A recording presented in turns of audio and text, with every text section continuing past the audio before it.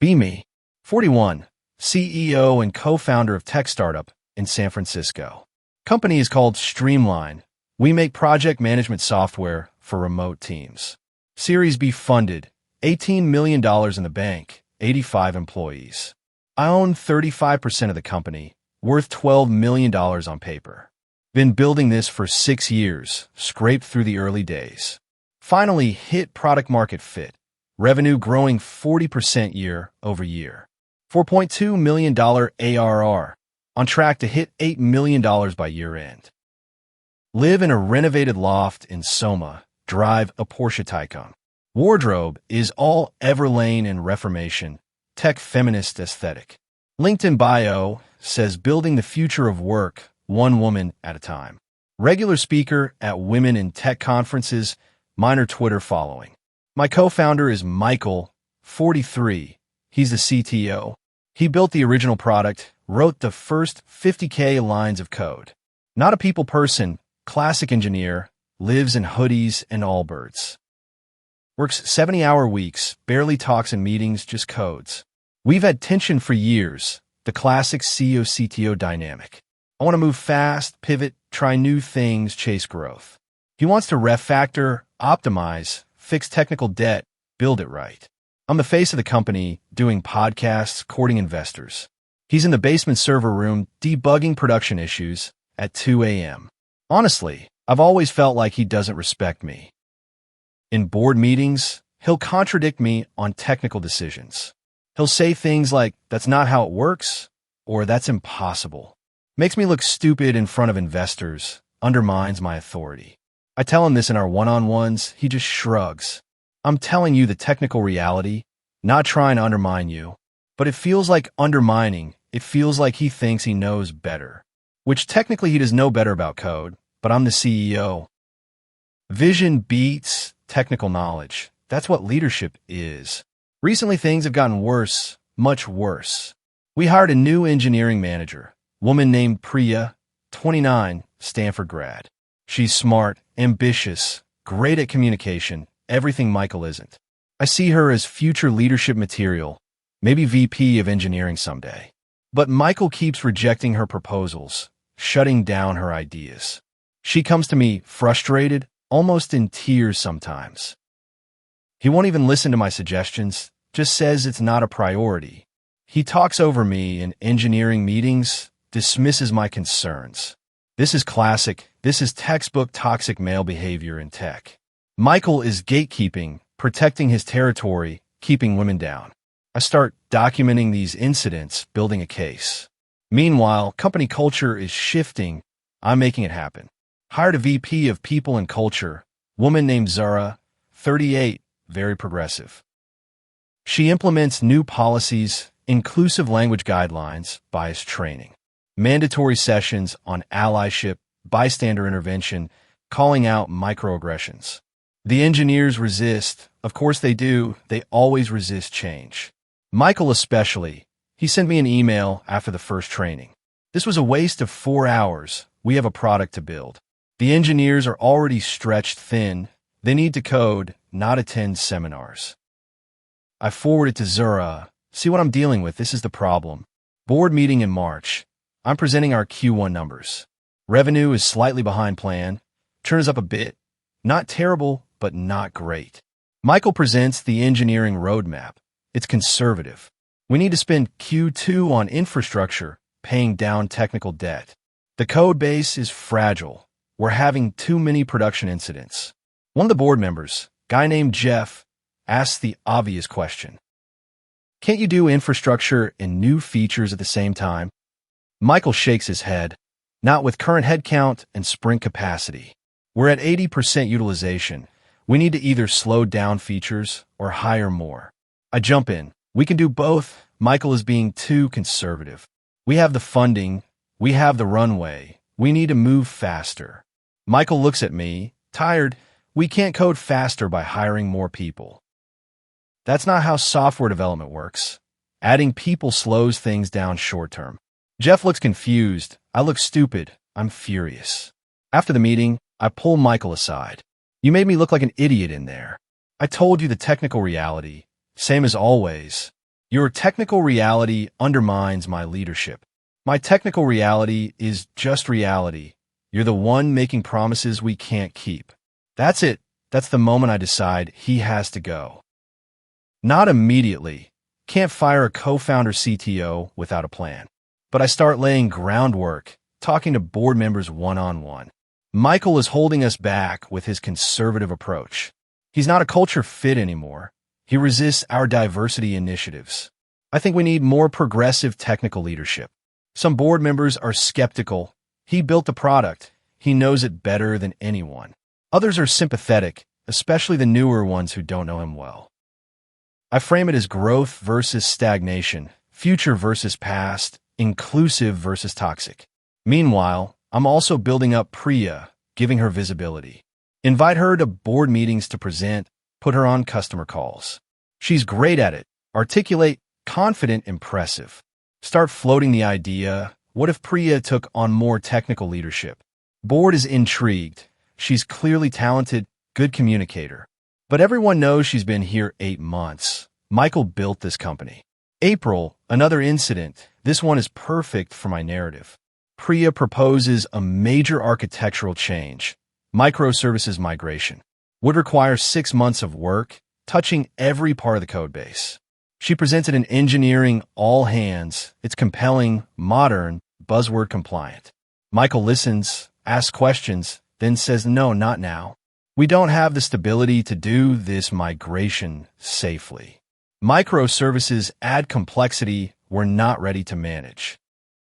Let's table this for a year. Focus on stability first. Priya is devastated. Feels like he's blocking her for political reasons. She's not wrong to feel that way. He is blocking her, but for technical reasons. She comes to my office. He's never going to let me lead anything meaningful. I'm thinking about leaving. I can't grow here with him as CTO. This is my opening. What if he wasn't CTO anymore? She looks shocked. What do you mean?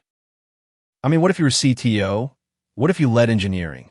She's quiet, processing. He's a co-founder. You can't just fire him. Let me worry about that. Would you want the role? Yes, of course, but I don't have his experience.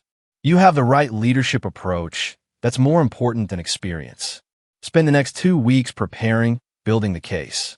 Document every time Michael contradicted me in meetings. Every time he pushed back on culture initiatives. Every time he said no to Priya or other women engineers. Frame it as pattern of behavior, toxic masculinity, hostile work environment. Get Zura, the VP of People, to write up a formal assessment. Michael exhibits concerning patterns of gatekeeping and resistance to feedback. Multiple female engineers report feeling dismissed or undermined. His leadership style is incongruent with our values around inclusion. It's HR speak for he's a problem. It's beautiful. Schedule board meeting for early May, special session. Discussion of leadership and technical direction. Michael doesn't know what's coming. He thinks it's about hiring plans. I present my case, 25 slides, professionally made, devastating. Concerning patterns of behavior from technical leadership. Cultural misalignment with company values. Risk to retention of diverse talent, specifically Priya. Show the data, the incidents, the complaints from Priya. Zara backs me up. From an HR perspective, this is untenable. We risk losing our best female engineering talent. Michael is sitting there, stone-faced, finally realizes what's happening. Board member Jeff speaks up. These are concerning allegations. But Michael built this product. He's been here since day one. Can we address these issues without replacing him? I'll play my trump card. He's threatening our Series C. Investors want to see progressive leadership, diverse executive team. Every pitch I take, they ask about our leadership demographics. Having an all-male technical leadership team is a liability. Another board member, woman named Sarah, nods along. That's true. Diversity is a major factor in funding now. Michael finally speaks. Voice is quiet, controlled. Let me see if I understand this correctly. You're firing me because I'm a man. And because I've made technical decisions you disagree with. I'm ready for this. That's a reductive and defensive characterization. This is about leadership approach, cultural alignment, and growth mindset. He looks at me, something breaking in his expression. I've worked 70-hour weeks for 6 years building this company. I've kept the product running. I've built the team. I've fixed every crisis. And you're firing me because I told you no a few times. Jeff speaks up. How would the transition work? Who would take over? Priya would step up to CTO. She's ready for the role. Michael laughs, bitter. Priya's been here 8 months. She's never built anything from scratch, never scaled a system. She's a great engineer, but she's not ready to be CTO. Sarah jumps in. That sounds like gatekeeping, Michael. Maybe that's exactly the kind of thinking we need to move past. The vote happens. It's 3-2 to remove Michael as CTO. Me, Sarah, and one other board member who wants to back the CEO. Jeff and one other vote against, but they're outvoted. Michael is offered a strategic advisor role, which is a fancy way of firing him. He declines. I'm not going to watch you destroy what I built. Signs the separation agreement, gets his equity vested, walks out. I feel a mix of relief and guilt, push the guilt down. This was necessary. This was evolution. This is progress. Announce it company-wide the next day, carefully worded email. Michael is stepping down as CTO to pursue other opportunities. We're excited to announce Priya as our new CTO. This reflects our commitment to diverse and inclusive leadership. Engineering team is shocked. Silent Slack channels. Nobody says anything. Priya accepts the role, starts immediately. She's nervous but excited. I give her the pep talk. You're ready for this. I believe in you. Ignore the doubters. Prove them wrong with results. Week 1 with Priya as CTO, honeymoon phase. She's in all the meetings, making decisions, setting direction. Approves the microservices migration she proposed. Engineering team starts planning. Also approves 3 other major initiatives she's been pushing. I'm thrilled. This is the velocity I wanted. This is moving fast. Week 2, first production incident. Major bug in the payment processing. Customers can't upgrade their accounts. Revenue is literally stopped. Sales team is panicking. Priya is in the war room with engineering, trying to figure it out. Takes 6 hours to fix. Turns out it's related to some code Michael wrote. One of the senior engineers, guy named Tom, figures it out. This is a race condition in the billing microservice. Michael put a lock here to prevent this exact issue. Someone removed it during a ref factor last week. Priya looks defensive. We were cleaning up technical debt. That lock was causing performance issues. Tom looks tired. It was causing performance issues because it was preventing a race condition. The performance issues were the symptom, not the problem. Incident gets resolved. I send out a company-wide email.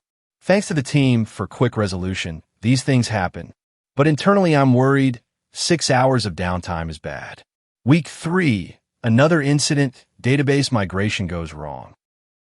Takes down the entire product for 4 hours. Customers are furious.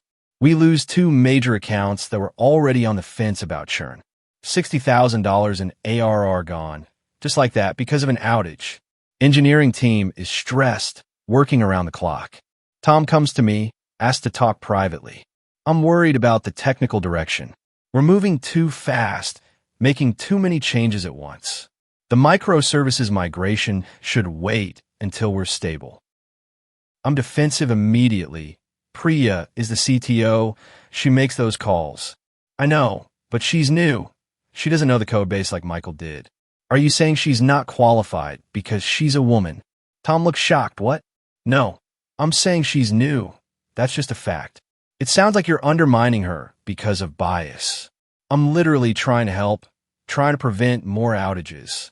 I end the meeting, support your CTO, or find somewhere else to work. He leaves looking defeated. I feel powerful and righteous. Month 2. Things are deteriorating fast. We have 8 production incidents in 4 weeks, used to average 1 per month. Churn is spiking. Customers are complaining about reliability. Engineering team is working nights and weekends. Morale is tanking. 3 senior engineers quit. All men, all Michael's original hires. They don't even give real reasons. just pursuing other opportunities. I'm starting to panic, but can't show it. Have to support Priya. She's overwhelmed and over her head, working 80-hour weeks. But she won't admit it, won't ask for help, just pushes harder. Approves more initiatives, more changes, trying to prove herself. The code base is becoming unstable. Systems are breaking. Month 3, the catastrophic failure. Friday afternoon, 2 p.m., entire platform goes down. Not a partial outage, complete failure, everything offline.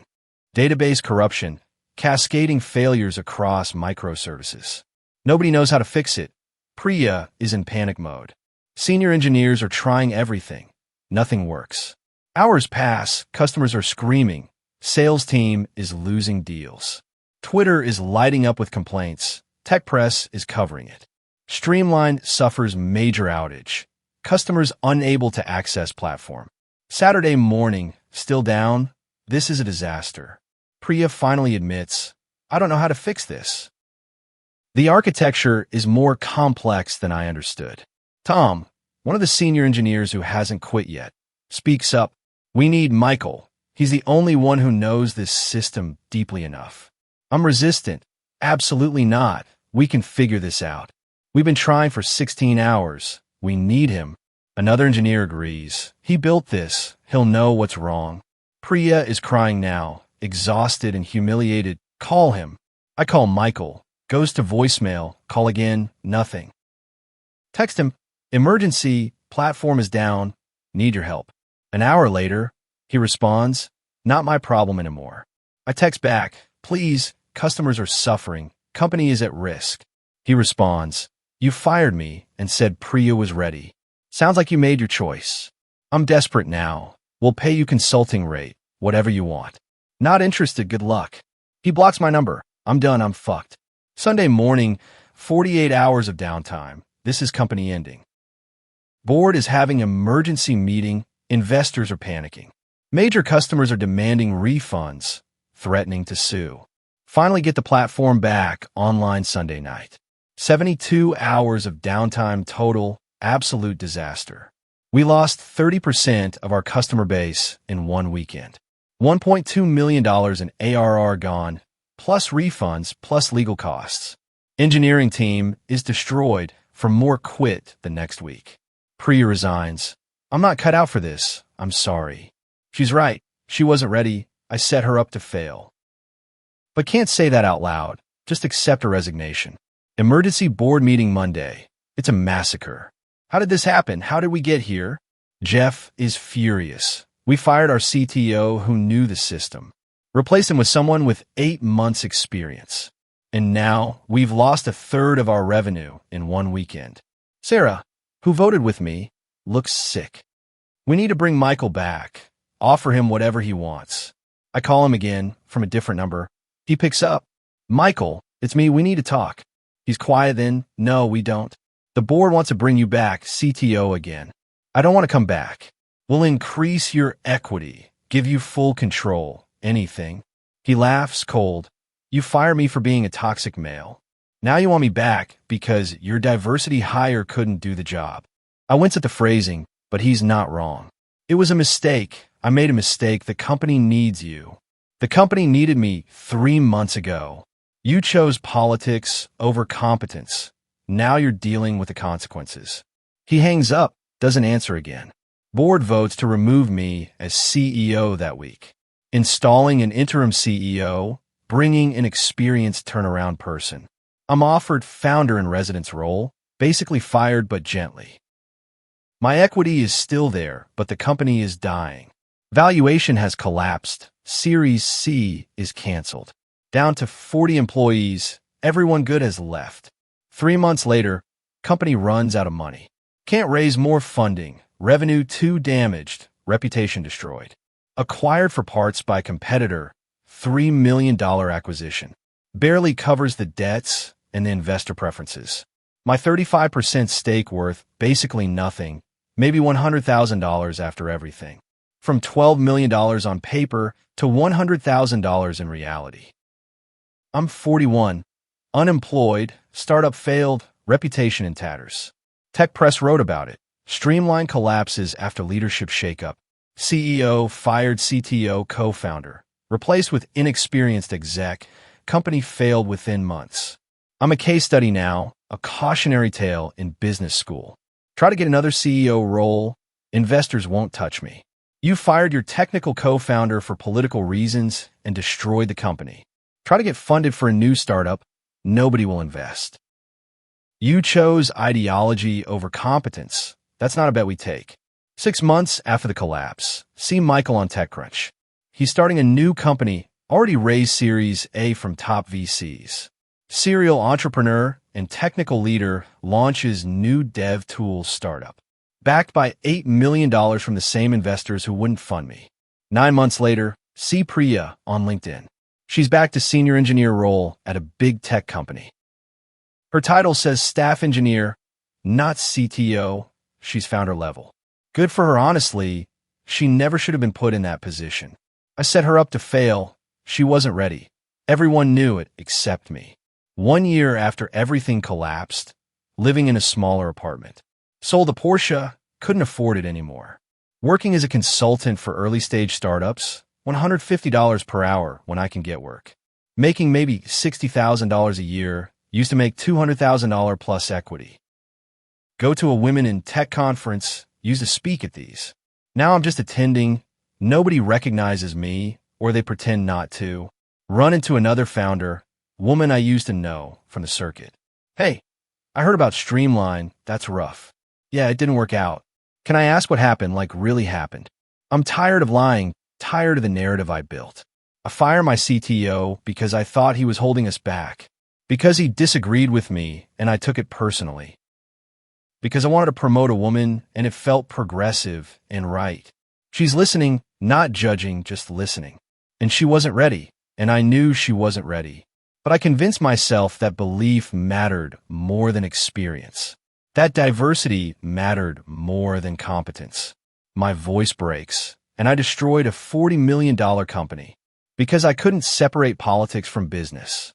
Because I fired the person who built everything. And replaced him with someone unqualified because it felt like the right thing to do. She nods slowly. That's really honest. It's the truth. I was an idiot. I was ideological. I was wrong. And 40 employees lost their jobs because of my ego. We talked for a while longer. She's kind, doesn't pile on. But I can see it in her eyes. The same calculation everyone makes. Don't want to be associated with this person. Career poison. Walk home alone. Think about the choices I made. Think about Michael working 70-hour weeks while I did podcasts. Michael debugging production issues at 2 a.m. while I tweeted about feminism. Michael telling me the technical reality while I called him toxic. He was right about everything, every technical decision, every warning. But I couldn't hear it because I was so sure I was right.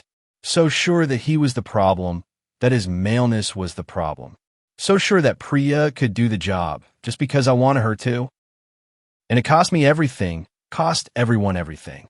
The company is dead, the employees scattered, the product shut down. All those customers who relied on us, just told to migrate elsewhere. All that potential, all that value, destroyed in 3 months. Because I fired the person who built it, and replaced him with someone who couldn't maintain it. Not because of gender, not really, Priya could have been great someday. But because I prioritized identity over capability. Because I wanted the optics more than I wanted the results. Because I thought leadership was about vision and values. When really it was about making sure the product fucking works. 2 years later, working full-time at a consulting firm. Not my own firm, someone else's. I'm an employee again. Senior advisor, which is code for founder who failed. Making $90,000 health insurance for 1K match, normal job. Nothing wrong with it. Honest work pays the bills. But I used to be CEO of a venture-backed startup. Used to speak at conferences, used to be somebody. Now I'm the woman who fired her CTO and crashed the company. That's my legacy. That's what I'm known for.